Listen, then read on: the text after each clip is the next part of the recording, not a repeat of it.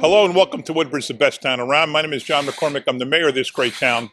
And we're here today with Natalia Brandaffi at Meast Corporation on Markley Avenue in Port Reading. It's a warehouse operation that is Ukrainian owned, a Ukrainian company. It is owned by a family. They are Canadian citizens, but they are originally from Ukraine. Okay. And of course, with everything going on in the world and in Ukraine, with the invasion and what's essentially a war going on there, Meast has organized an amazing effort here, just a simply amazing effort to collect donations of cash and checks, but more importantly, items in a humanitarian relief effort for the refugees. Am I describing that right? That's correct. So tell me how you're going about doing it. How are you doing this, first of all? How did you advertise it? How did you get the word out? Did you call your customers? Did you get it out publicly? How did you let people know that you're collecting for Ukrainian citizens? Actually, we didn't even have to call our customers and to give the word out. We are a shipping company that has been operating in the United States since 1996. We are very well known in Ukrainian American community in the United States, actually throughout the United States. Meast actually means bridge in Ukrainian, and I think almost every probably Ukrainian American knows the name Meast. Okay. We have been publicized in Ukrainian American media and press. So when the war started, our customers found us. Our customers, Ukrainian American organizations and Ukrainian American residents, and also Americans, they called us and they asked for shipping of humanitarian aid. Basically, a few days after the war started, our business here stopped. All this on the left side, this is stalled, doesn't move anywhere. This was our business to Ukraine. That's your regular business? That's our regular business to Ukraine. These are goods from United States stores. Residents in Ukraine buy them here in the United States, and we ship these goods for them. In the everyday course of business? Yes. In an everyday course of business, we receive and ship on average about 8,000 packages with goods from United States stores to Ukraine. And now all this is stalled. Our customers could be in different countries right now, various countries as refugees. So a few days later, we changed all our operations to ship humanitarian aid. That's simply amazing. So every day, your only customers are Ukrainians? Not really. Or most? Not really, actually. In this section, our customers are Ukrainians. Okay. Actually, were residents of Ukraine. Oh, right, okay. And in those two sections, we handled packages from Ukrainian Americans, from residents of the United States. That business actually in those two sections of the warehouse, we started in 1996. And this one right here was added as a new business, which is mail forwarding of goods from the United States to Ukraine in 2010, I believe. And now all that's on hold, and you'll see in a minute, we'll get, what we call B-roll, all these big, giant packages of items wrapped in black plastic and ready to be shipped. How much is here? How many pounds, how many pallets, how many truckloads are you shipping in the course of a day? Right. Well, all these wrapped in black tape pallets are ready for the airport. They are being loaded right now on the trucks and moved mostly to JFK, some to Newark Airport. Last week we moved 120,000 kilos. It's about 250,000 Sounds like a lot, doesn't it? Yes, and we had, I think yesterday we had 600,000 pounds of humanitarian aid here in the warehouse. But we moved a lot of it last night to the airport, and right now we just continue unloading it and loading it and moving to the airport. So what it's non-perishable foods, I would imagine? Medical supplies? Tell me what kind of things you're collecting. Right. Number one item that is in the highest demand is medical aid, first aid kits, Medical supplies. This is what's needed most because we already have there's thousands of wounded and people killed, unfortunately. So everyone is asking, everyone, by that I mean Ukrainian government, we are in communication with the Ukrainian embassy in DC, as well as Ukrainian government in Ukraine. They are asking for medical supplies. Then food. Food are in high demand there because there is supply chains are broken as the infrastructure is being destroyed. So stores do not refill their shelves. And I have friends calling me and telling me that there is not enough food. We need food there. And then also some clothing, but clothing is not in such high demand right now.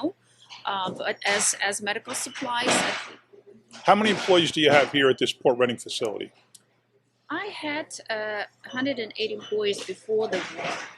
And then when we started losing the business and employees saw that the business is gone, a few of them left. But when we reorganized for shipping humanitarian aid, most of them came back. I think now we have over 70 employees. I am so busy. Right.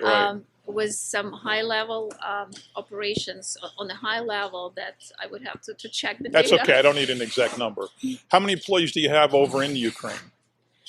Actually, in Ukraine, our company had about 1,000 employees before the war. Yes. Really? Right now, I know that some they're refugees now in other countries, especially if we're talking about central and eastern Ukraine. So, but we had about 1,000 employees, and we have missed subsidiaries in other countries. In Canada, we have missed operation. We have missed in Poland, in Germany, in China. So we're kind of global. Is this the only new United States location? We have a location in California, okay. A smaller location, and in Chicago. Okay. But this is the biggest operation in the United States for Meast. Yes. And I would have never known anything about Meast. You're kind of tucked in the way in the corner of Markley on the dead end, around the circle, and tucked in the back. I mean, I know Allied on Old English I've seen. I've been to U.S. Gypsum. I've been to the disabled offices there, but I never would have heard of your company. Have heard of your company. And some of our employees actually live in Woodbridge, Polish and Ukrainian, but most of our employees are of Ukrainian background, Ukrainian, and we have families. Bilingual, I would imagine. Yes, and we all have families and friends in Ukraine. That's my next question. That you're all feeling the pain of the war personally because of your connection. Absolutely, absolutely. We all have, if not the closest family, like sisters, brothers, or parents, then we have cousins like myself. I have a niece and cousins in Ukraine. In fact, my cousins just moved to Western Ukraine from Kyiv only a couple of days ago, and we were extremely worried about them. And all of our employees have some close relatives in Ukraine. And your president is acquitting himself incredibly well with the way he, at least from me being a non-directly impacted, but just reading what I read and watching what I see, he's doing a heck of a job really leading the country right now. Yes, actually unexpected for us because he came into presidency having no experience whatsoever, but he showed his bravery, absolute bravery and leadership in this crisis. Absolutely, so we all support him. The world is coming to the support of the Ukraine all over.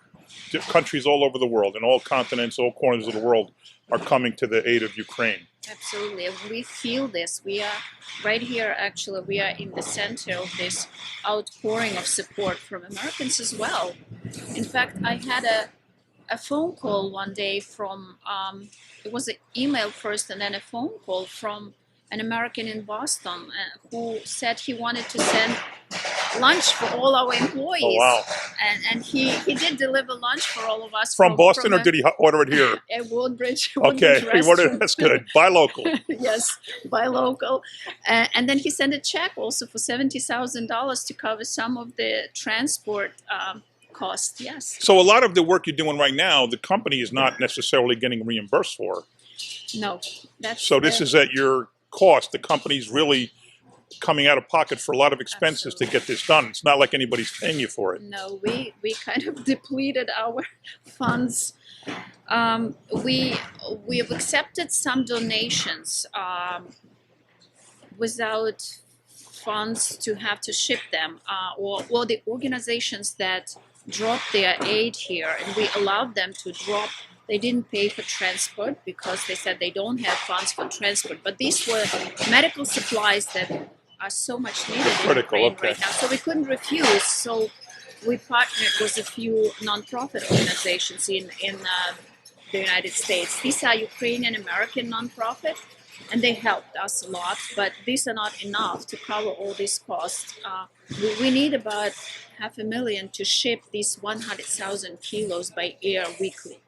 With the money in Washington that went, or at least I don't know what status of it is, but they were talking about $32.5 billion. Have you had conversations with, for example, our United States senators or our local congressmen about seeing if you can avail yourselves of some piece of that funding? No.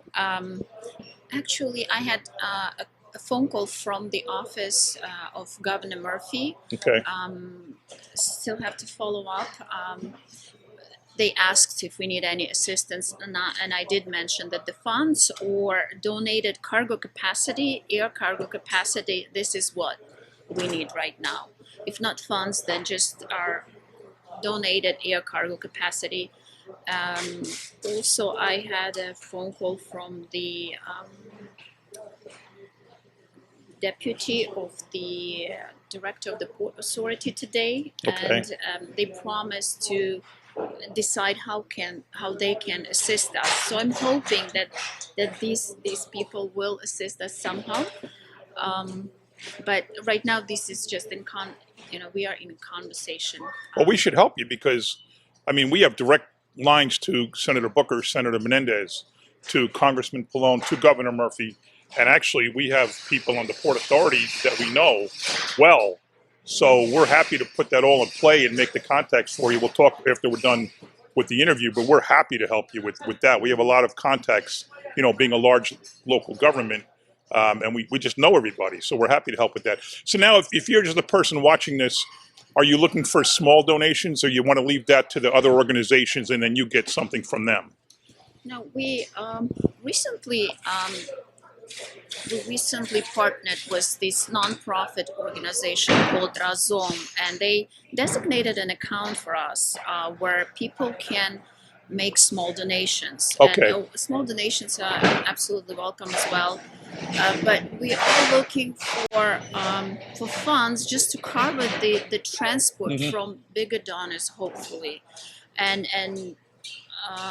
we are looking for assistance maybe from the mayor's office and maybe from congressmen that would help us with donors like this who really can. Or it doesn't have to be funds. We can also, we would most greatly appreciate donated air cargo capacity. Got it. This is what we need to move this cargo. So tell me that organization you said people could donate to and it would get to you. What was it called? Yes, it's called Razom, How do you spell that? Razom, and there is a special page section dedicated to the donation to transport humanitarian aid with least. Where would they find that? On the internet or on Facebook? Of course, on the internet and Facebook. They can just everywhere. put in REZOM, Yes. and that will lead them to how to make a donation. Yes. And it'll ultimately find its way to you, through you, to the Ukraine. Right. Correct.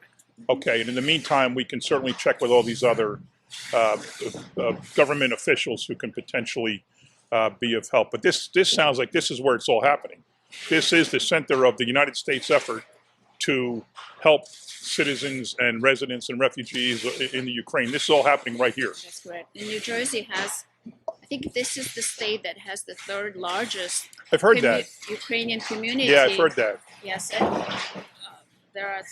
Yes, it is, and we feel it in the business that this is one of the largest Ukrainian community in the United States. I know there's a Ukrainian church in Carteret, and I'm pretty sure there's one in Perth Amboy. Many in New Jersey. Many. Yeah. Okay. One in Perth Amboy, Carteret. Then in New Brunswick. I'm sorry, North Brunswick. Then there is in Whippany, in New Jersey. There's so many Ukrainian churches in New Jersey. In Elizabeth. Right. Mm-hmm. Wow.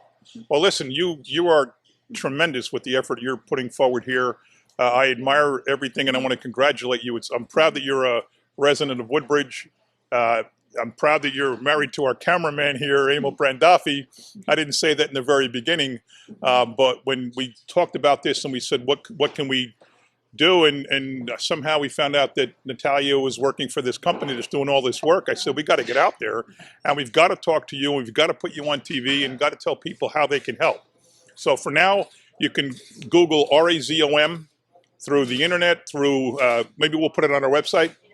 It is already. Okay, it's already, see, Megan's way ahead of me. Thank you. It's already on our website and we'll do everything we can. And I'm telling you, when I get back to the office, I will put a call into, it's late on a Friday, but we'll get a call into Booker, Menendez, Pallone, Murphy, and a friend of mine who's on the board of the Port Authority. So I can give him a call and make sure he talks to the people you're talking to get this done. But we're happy to help. But you're an angel. I mean, you're doing amazing things right here. No, And I'm so impressed. And you just did a great job explaining everything. And the Meast Corporation is lucky to have you. The people of Ukraine are lucky to have you. They're lucky to have you. We are lucky that you are here. Thank you very much. You're terrific. Thank you. Wow, this is amazing. You got to see this, folks. You got to see all these. They just took about 20 of them away, but there's still a couple hundred here. All these boxes, all these big containers of boxes wrapped in black plastic are all going on trucks on their way to the airport to go on cargo ships or airlines to be sent over to Ukraine. It's a wonderful operation. You're doing it at a loss to your corporation because you're helping your citizens. Congratulations. Thanks for watching, folks.